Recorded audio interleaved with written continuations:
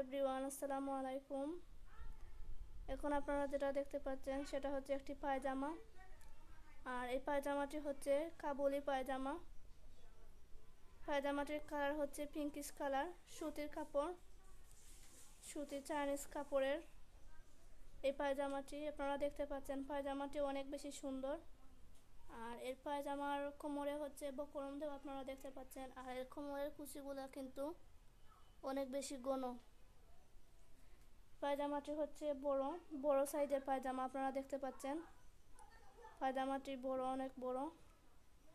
আর এর পাটা হচ্ছে এই যে আমরা যেগুলো হচ্ছে নর্মাল পা দেই, পায়ের নিচে বকরম দিয়ে আর ঘন সেলাই দিয়ে, আপনারা দেখতে পাচ্ছেন। অনেক বেশি সুন্দর এই পায়জামাটার হচ্ছে গিয়া পায়ের মোহরাটা।